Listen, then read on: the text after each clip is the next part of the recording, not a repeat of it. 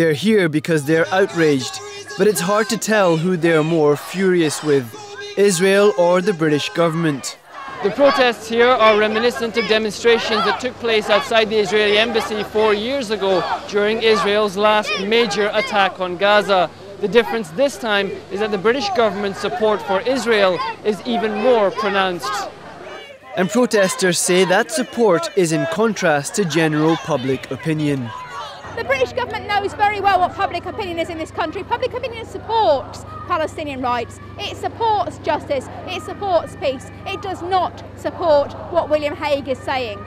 William Hague, the British Foreign Minister, has laid the blame for the current Israeli bombing of Gaza and the resulting deaths of civilians squarely on the shoulders of Hamas. Hamas bears principal responsibility for this current crisis. I utterly condemn rocket attacks from Gaza into southern Israel by Hamas and other armed groups. This creates an intolerable situation for Israeli civilians in southern Israel who have the right to live without fear of attack from Gaza. He failed to condemn Israel's attacks, which have killed children and civilians, as well as members of Hamas. And protesters say both the British government and the British mainstream media have misrepresented the timeline of events to portray what's happening as Israeli retaliation and as a fair fight. Israel, the fourth largest military power in the world, armed and supported by the biggest military powers in the world, armed with F-16s, armed with Predator drones, armed with missiles, armed with tanks. There is no equivalence between the Israeli state and the Palestinian resistance. The West are showing no respect for the Palestinian people by the presentation of their cause on their media, by the treatment of the Palestinian people, and standing idly by while bombs rain down on those poor people in Gaza City and other places. This is a battle between David and Goliath, and we are on the side of David and you, the oppressors, the exploiters, the armourers, the Tory government. You are on the side of the oppressors. I asked the protesters whether they felt a sense of futility returning to the same spot to protest another Israeli attack while their government ignored their views. The government's position is waning, it has no back, it doesn't hold water.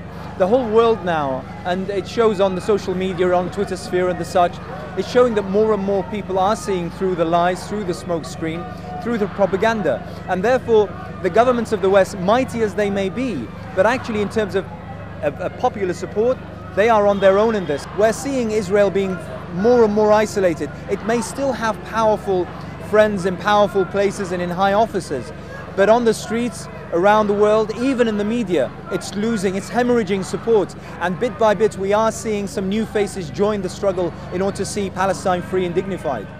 There have been several protests outside the Israeli embassy over the past few days, and on occasion there's been a smaller pro-Israeli counter-protest. Tensions have risen, and the two groups have been separated by the police. But Jews are split across both sides here, and the protests in solidarity with Gaza have boasted the presence of several diverse Jewish groups, much to the annoyance of some pro-Israelis, one of whom tried to stop Jews joining the Palestine protest and then took a swing at our camera after he failed. And despite his efforts, Jews opposing Israel's policies are making sure their voices are heard. End the occupation, end the house demolitions, 27,000 demolitions since 1967, that's over 10 a week, every week for 45 years. End the settlements, establish civil rights and human rights and justice for Palestinians.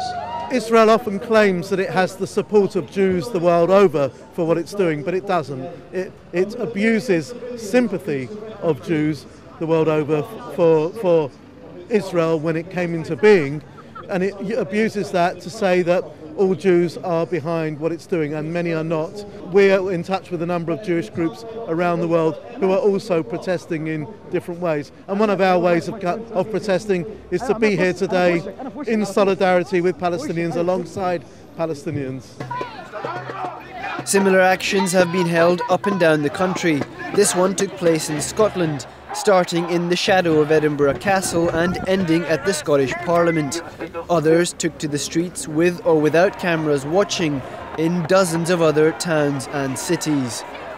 Back in London, the protests are set to continue as long as Israel's bombs keep falling. Hassan Ghani for The Real News, London.